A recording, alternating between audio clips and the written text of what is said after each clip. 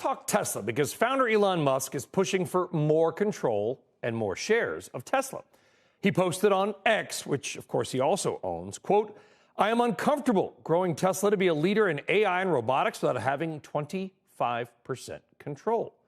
He then adds, quote, "Unless that is the case, I would prefer to build products outside of Tesla."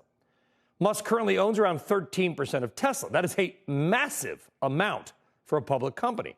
And some investors may not want him to own even more, but there's a lot going on here. So let's try to break it down and maybe what's driving this desire for more. And that is with Gerber Kawasaki, president and CEO, Ross Gerber, also a longtime and well-known Tesla investor. Now, do you kind of view this almost as like a veiled threat? Maybe not even veiled? You know, it's funny because he was like, gave that blackmail me with money speech the other day. And now he seems to be like blackmailing the Tesla shareholders, saying he won't build stuff for us unless he gets another 30 billion, which ironically was exactly how much money he sold of Tesla stock to buy the platform that he's tweeting on, you know, his echo chamber. So, you know, he sells all the stock to buy Twitter and now wants more stock. But the idea that he doesn't control Tesla is absurd, because remember, he has also options on 7% of the Tesla share count as well. So he really controls 20% of Tesla currently. And so nor the idea of paying a CEO $30 billion makes any logical sense in the modern world, who already has a $150 billion stake in the company. So it's really disappointing, and I think a conflict of interest that he's even threatened to not build products at Tesla when he's actually the CEO and has a fiduciary responsibility to the shareholders. But he built this amazing company. He's built many amazing companies. Why? Let me just take the other side, Ross. Everything he's done, for the most part, I mean, X has got some issues, but he bought it. We'll see if he can fix it. But everything he's built has done great. So, or for the most part, maybe not like the boring company. We'll see where that goes, or whatever. But you get my point. Why not just let him do it and see what he can do with it? What's the harm? Well, once again, if you look at the company today, the idea that he doesn't control Tesla when everybody on the board is a friend or family member of his is the part I'm really pushing back on. Okay. You know, he controls Tesla more than anybody controls any company. Okay. So the idea that he needs more stock to do this it just seems weird to me. You know, like, I just don't know where that's coming from.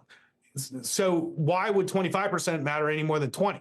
You know, he already controls the company. Do I think he deserves another $30 billion to do the job that he already has a $50 billion pay package? You know, his current pay package is worth $50 billion. It's a very small, we're looking at his board. Sorry to interrupt, Ross. We're looking at the board. Keep that up, guys, because it's a very small board for a company that size. You got Elon Musk, you got his brother Kimball, you got the Rupert Murdoch's son James, you got another Aussie, Robin Denholm, not that I care where they're from, but whatever. J.B. Straubel, who's kind of a renewables guy. Joe Gebbia, who founded Airbnb, got an investor, Ira, and Kathleen Wilson Thompson, who came from Walgreens. That's a pretty small board. 8 is enough, I guess. These are all his friends. I mean, these are his friends. And remember, he's also comped these people so excessively that they were sued and now have to give back $750 million in compensation. There's never been a board of directors that was comped $750 million. And they've had to give it back because this is not an independent board. This is not an independently run company. This is a company 100% controlled by Elon. And I don't think anybody should be confused about that if you're a shareholder, nor am I. Now, that's been fine for a long time, but then to come out and say, I need another $30 billion or else I won't do my job, which is building Tesla. But again, given his track record of success, what if give him the $30 billion, maybe he turns the $30 billion, like Dan Ives might think, into a $1 trillion opportunity. If you give him $30 billion and he takes it to $1 trillion, that's a good deal. I'm not saying he will. I'm just playing devil's advocate 100%. Here. And once again, if the board of directors wants to give him another compensation package with ridiculously difficult, challenging goals to achieve, I have nothing against that. But the concept that he needs more ownership to have the incentive and control to do this at Tesla is what I have a problem with. Well, there's other companies. Let's be fair. Again, there's other companies like Ford and Meta where there's voting shares and all kinds of classes. And you may think you have control, but you don't, right? Right, but he actually has control. I mean, he does. And so, I just think it's just like there's a reality here.